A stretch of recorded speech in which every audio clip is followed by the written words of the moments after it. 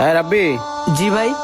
আজান দিছে তো, আমি নামাজটা পড়াই, তুই থাক। হ্যাঁ ভাই এখন নামাজ যায়েন না, একটু পরে ইফতারির টাইম, এখন কাস্টমারের চাপ পড়বো, আমি তো একলা দোকান সামলাইতে পারবো না, নামাজটা একটু পরে পড়েন। রাব্বি, আগে নামাজ পরে কাজ। সারাদিন রোজা রাখছি, নামাজ না পড়লে হবে? এটা ইবাদতের মাস, আল্লাহ তাআলা কপালে যা রাখছে তাই হবে। তুই থাক, আমি আইতেছি। ঠিক আছে বেচা ভাই। কিনা কর। ভাই এই তরমুজটা কত?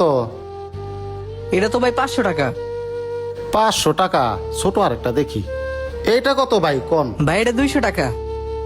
ভাই আমি রোজা রাখছি, আমার পরিবারও রোজা রাখছে, আমার ছোট বাচ্চারা তরমুজ খাইবার শখ করছে। ভাই আমি দিন আই না দিন খাই, আমার কাছে আছে 100 টাকা, এই 100 টাকা কি তরমুজটা দেওয়া যায়? ভাই এটা তো 200 টাকার নিচে দেওয়া যায় না। রাব্বি, কি হয়েছে রে? ভাই 200 টাকার তরমুজটা 100 টাকায় চাইতেছে, ওনার কি দিয়া দিমু? হাট বেটা, তুই কি পাগল হয়েছিস বেটা? আমি কি এখানে খেতের মাল উড়াইছি না ইতিমখানা খুলে বইছি? আরে যদি 100 টাকায় মাল দিস, আমি দোকান চালাবো কেমনে? বেচা কিনা কর।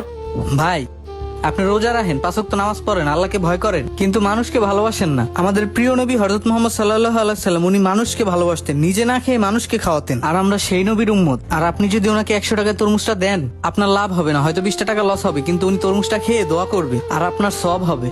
রাব্বি, তুই তো ঠিক হয়েছিস, আমি তেমন করে ভাবি নাই। ভাই আপনি 100 টাকাই দেন, তরমুজটা নিয়ে যান। এই নেন ভাই।